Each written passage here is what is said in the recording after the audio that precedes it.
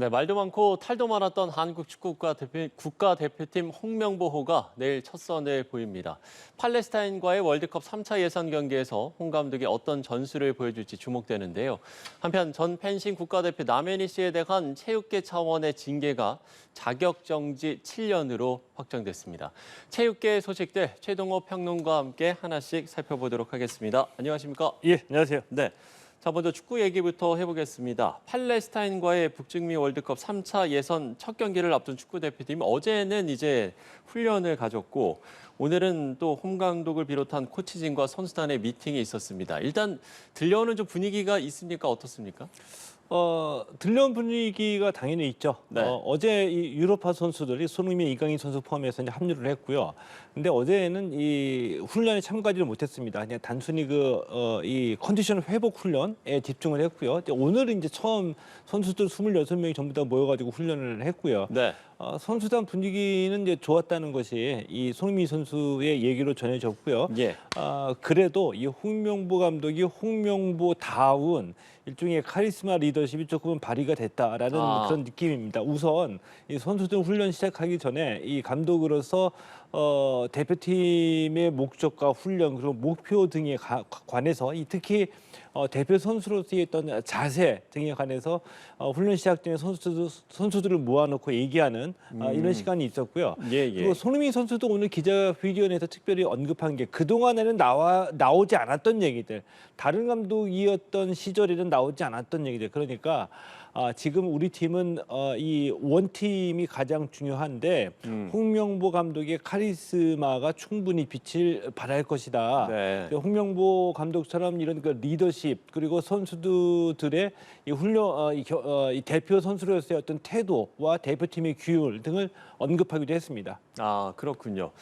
지금 이제 홍명보 그 감독의 카리스마를 이야기를 해주셨는데 사실 이제 10년 전에는 대표팀 소집 때 이제 정장 착용을 의무화하기도 했었고요.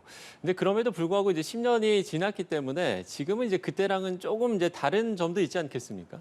10년 전에 홍명보 감독의 어떤 그 스타일이죠. 네. 그래서 이 선수들이 지금은 이제 계약이 만료가 됐지만 이제 파주에 있는 NFC에 입소할 때 정장을 입고 올 것을 요구를 했죠. 네. 저는 굉장히 좀 반가웠습니다. 그런 결정이요. 그래서 선수들이 그 NFC에 입소할 때 마치 그 패션쇼를 하듯이 모든 기자들이 누구는 무슨 색의 어떤 양복을 입고 왔다, 재킷이 어떻다. 네. 이것이 이제 화제가 되기도 했고요. 그만큼 이제 어떤 그 품격과 품위가 올라간 듯한 느낌도 줬거든요. 자, 그런데 해외파 선수들이 훨씬 더 많아졌습니다. 이들이 소속팀에서 경기 끝내고 한국에 도착하자마자 대표팀에 소속하는데 네. 또 이 재킷을 갈아입고 오는 것들이 불편할 수가 있다. 경기 끝나고 비행기 타고 오는 피로도를 감안해 보면 그냥 편한 복장으로 오도록 생각을 바꿨다라고 얘기를 했고요. 그러니까 과거에 비하면은 어떤 그 카리스마나 리더십의 본질은 변한 게 없지만 상황에 따라서 조금 더 유연해졌다라고 볼 수가 있겠죠. 그리고 왜 지금 이 홍명보 감독과 관련해서 이 카리스마가 굉장히 좀 강조가 되고 있느냐 하면은 예. 대표적으로 우리 아시안컵 끝나고 난 뒤에 이 대표팀 논란 가운데 하나가 이강인 선수와 손흥민 선수의 갈등이었죠. 그렇죠. 몸싸움까지 갔던. 그러니까 이 대표팀이 과연 원팀이었느냐라는 질문에 대해서 그렇지 않았다라는 것이 뒤늦게 밝혀졌습니다. 근데 그 배경에는 좀 몇 가지가 있지만 대표적으로 우리 선수들이 유럽에서 뛰고 활동하는 선수들이 많다 보니까 유럽식으로 훈련하고 유럽식의 문화에 적응이 돼 있었던 겁니다. 네. 그래서 첫 번째 이들도 지금 뭐 굉장히 그 능력 있는 코치, 그 좋은 환경에서 훈련하고 경기를 뛰다 보니까 한국에 왔을 때 그들의 눈높이에 맞는 어떤 요구하고 기대하는 수준이 있겠죠. 그러니까 속으로는 한국 대표팀의 훈련 방식이나 평가하고 또 대표팀에 오는 감독들도 선수들이 이제는 평가하는 그런 시대가 된 거죠. 이렇게 되면서 국내파와 해외파 또 연령별로 갈라지는 느낌이 있었기 때문에 어느 때보다도 진정한 원팀이 될 수 있는 감독의 리더십이 필요하다라고 했을 경우에 한국 축구를 대표하는 홍명보 감독 정도의 어떤 권위와 리더십이라고 한다면은 대표팀 26명 모두 다 인정하고 하나가 될 수 있을 것이다. 라는 기대를 표출하는 거죠. 예, 알겠습니다. 자, 지금까지 대표팀의 일단 분위기를 살펴봤고요. 이제 본격적으로 내일 이제 경기를 전망해 보겠습니다. 일단 홍 감독이 수비수 출신이기 때문에 수비 전술이 어떤 이제 전술이 나올지 궁금하기도 하고, 그리고 워낙 이제 공격진이 화려하잖아요. 어떤 예. 선수가 홍 감독의 선택을 받을까, 이 부분도 궁금한데요. 자, 일단은 이 홍명보 감독의 스타일로 보면은 네. 비유하자면 이 벤투 감독과 비슷하다라고 볼 수가 있어요. 그러니까 이 후방, 이 수비에서부터 안정적인 빌드업을 통해서 공격에서 어떤 공간을 찾아가는 네. 그런 스타일의 축구를 좀 지향하고 있거든요. 예, 예. 때문에 이 미드필더이자 홍 감독 스스로가 미드필더이자 이 게임 메이커 역할을 했던 것만큼 수비에서의 빌드업을 통한 미드필더 장악을 강조를 하고 있죠. 자, 그런 면에서 내일 대표팀의 경기를 바라봐야지 되는데 한 가지 중요한 변수가 있습니다. 내일 경기 이기고 지는 것 이외에 또 어떻게 보면 더 중요한 게 있죠. 기대 이상의 경기력을 펼쳐야 대표팀 감독 논란에 이 나름의 어떤 그 종식시킬 수 있는 어떤 메시지를 전달해야지 되잖아요. 지금까지는 다 이제 나는 나를 버렸다라는 식의 언어로 표현을 했고 경기 결과로서 입증을 해야지 됩니다. 예. 그러기 위해서는 무엇보다도 팔레스타인을 상대로 해서 경기를 장악하고 많은 골을 넣는 것 이외에 해답은 없다라고 보거든요. 그러기 위해서는 공격수들을 충분히 활용하고 이 경기의 주도권을 잡고 난 뒤에 방점을 공격으로 찍어서 예. 많은 골을 넣고 싶다는 욕심이나 어떤 생각이 아마도 홍명보 감독에게는 있으리라고 보거든요. 때문에 아마 우리가 믿고 기대하는 우리 공격수들을 충분히 풀 가동할 거라고 보고요. 그 속에서 양미정이나 또 이 수비수 황문기, 이한범 선수 같이 4명의 새로운 얼굴을 기용했잖아요. 그중에 이제 특히 이제 측면 수비의 세대 기초는 정말 중요한데 이들을 아마 내일 경기의 어떤 나름의 중요성을 보면 이들을 선발로 출전해서 풀타임을 맡기지는 않을 것이다. 예. 아마 투입된다고 한다면은 후반 교체 투입돼서 또는 이 두 번째 경기 오만돈에서 교체 투입이 돼서 이들의 가능성을 조금 점검해보는 그 정도에 그칠 것이고 경기 전체적으로는 가장 안정적이고 공격적인 플레이를 가지고 갈 것 같다. 이렇게 생각해볼 수 있죠. 예, 알겠습니다. 대표팀 감독 선임에 대해서 아직까지도 이제 비판적인 시선이 있기 때문에 시원한 경기력을 보여주는 게 상당히 중요하다, 이렇게 지금 이야기를 해주셨는데요. 그러면 좀 짧게 내일 이제 관전 포인트를 이야기를 해주신다면, 일단 뭐 객관적인 전력상으로는 우리가 우세합니다만 팔레스타인 팀의 뭐 유럽 출신 기아 선수들도 포진돼 있다고도 하고요. 그래서 내일 경기에서의 그럼 관전 포인트를 짧게만 좀 짚어주신다면요. 내일 경기 뭐 이제 승패도 물론 중요하죠. 근데 예. 이길 거라는 전제하에 우리가 객관적인 전력에서 앞선다. 그런 전제하에 앞서 말씀드렸던 경기 외적인 배경, 대표팀 감독 논란, 예. 종식 이런 관점으로 봤을 때 몇 골 넣느냐 굉장히 중요하다고 봅니다. 그리고 경기를 장악하느냐 못하느냐 이게 굉장히 중요하고요. 이런 면으로 봤을 때 그동안의 대표팀 클린스만 때와 뭐가 달라졌느냐. 네. 한 가지 질문을 던진다면 클린스만 감독 때와 뭐가 달라졌느냐를 홍명보 감독이 보여줘야 되겠죠.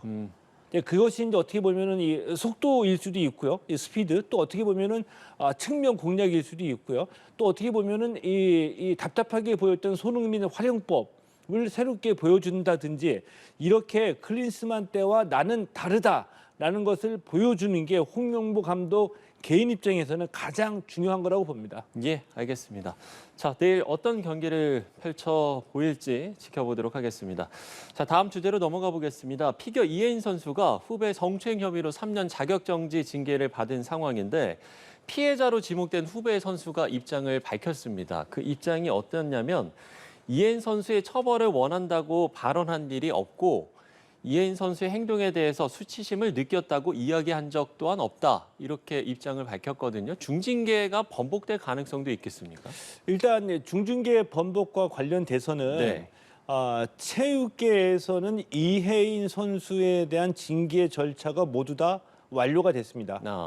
때문에 징계가 번복이 될 가능성은 없죠. 네. 빙상경기연맹이 3년 자격정지 징계를 결정을 했고요. 예. 이 징계에 불복해서 이혜인 선수가 대한체육회 스포츠공정위원회에 재심을 요청했는데 이 재심이 기각됐죠. 이것으로서 징계 절차는 완료가 된 겁니다. 네. 이 때문에 이혜인 선수가 징계 경감을 위해서 이제 법원으로 가서 징계 무효 확인 소송까지 지금 고려하고 있다는 얘기가 나오고 있거든요. 예, 예. 체육계에서는 징계 번복 가능성이 없기 때문에 법원에서 찾으려고 하는 거고요.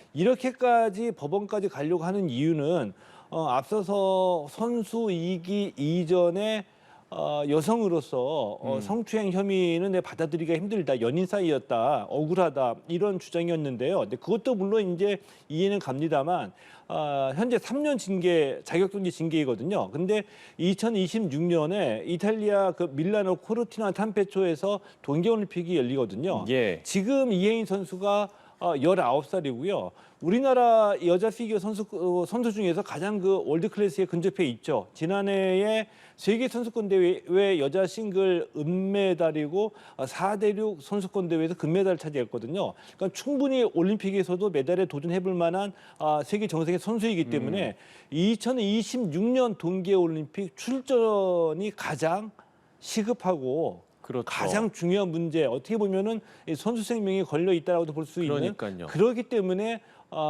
이 연인 관계였기 때문에 성추행이 아니다라는 논리로 징계를 경감 받으려고 노력하는 겁니다. 예.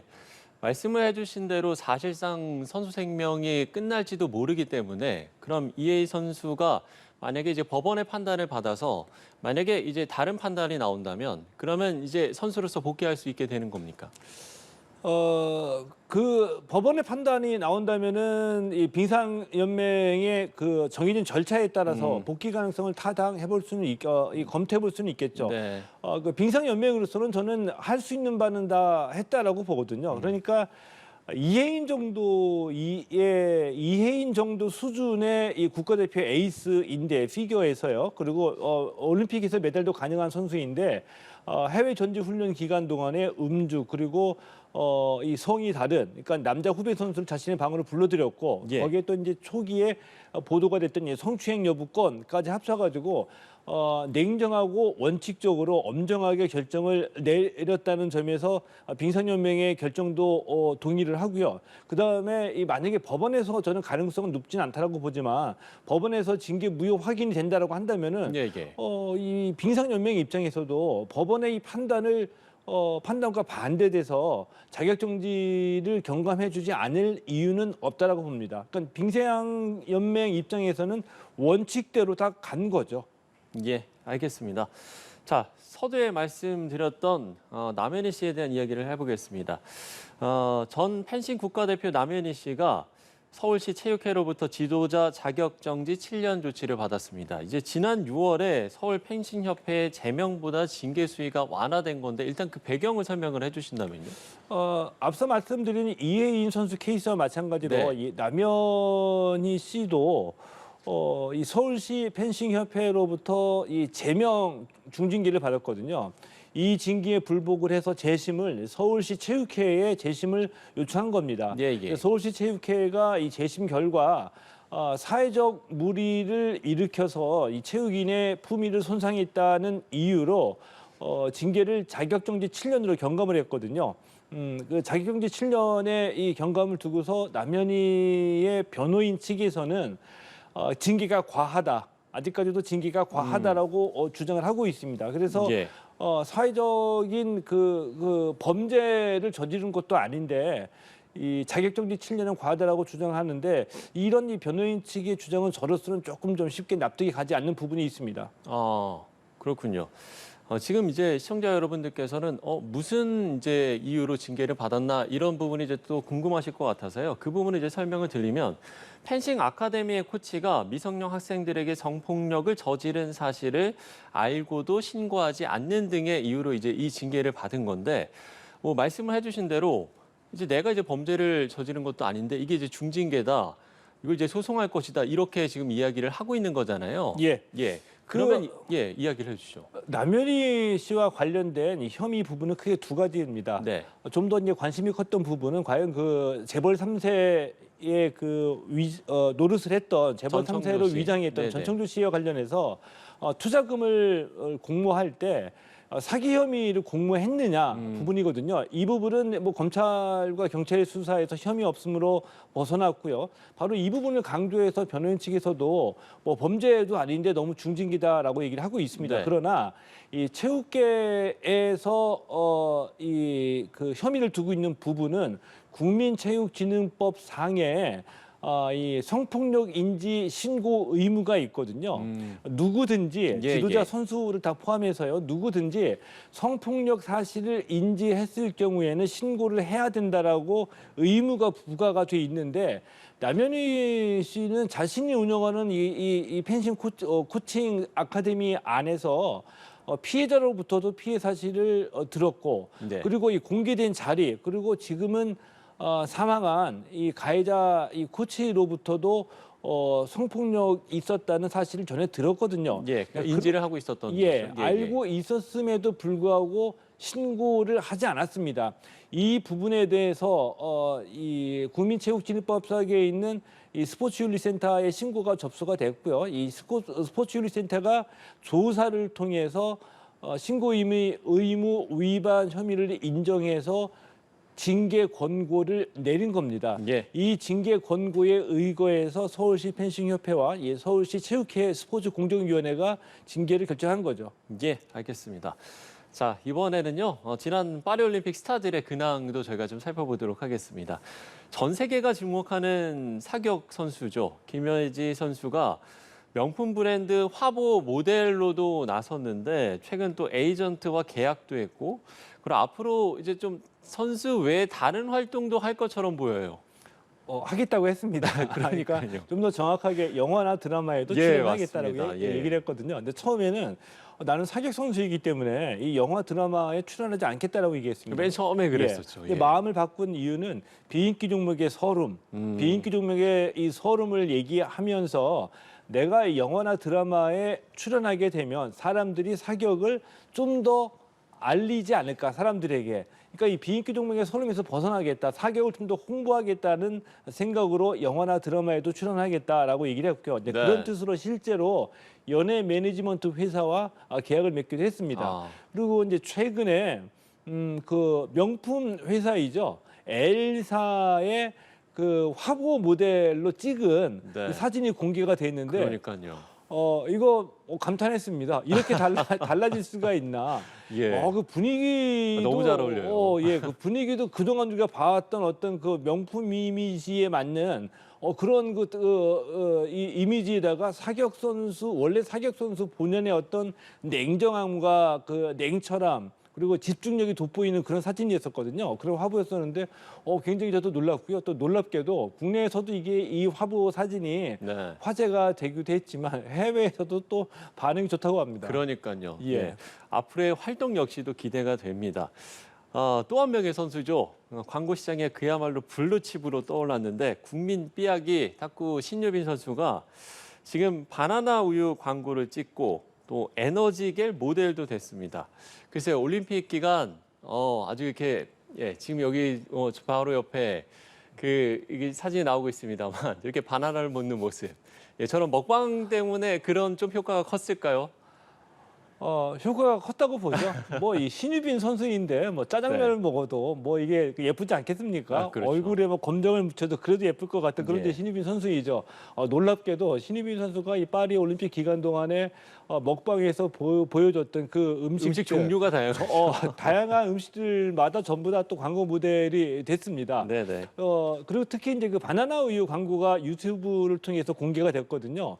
뭐 사흘 만에 170만 뷰를 넘었고 뭐 지금은 250만 뷰를 넘었다라고 하는데 저도 이제 궁금해서 한번 봤는데 이제 광고라기보다는 그냥 이 바나나 우유를 매개로 한 아주 깜찍한 신유빈의 이 선수 생활을 그냥 아주 발랄하게 보여준 아주 짧은 아주 재미있는 그냥 이 단편 뭐 CF라고 할까요? 이거 본 듯한 그런 아주 발랄하고 유쾌한 느낌이거든요. 네네. 뭐 억지로 바나나 우유 먹어 주세요라고 했다면 그런 컨셉이었다고 한다면 일종의 좀 거부감도 있겠지만 아주 그 광고 컨셉도 잘 잡혔다라고 보고요.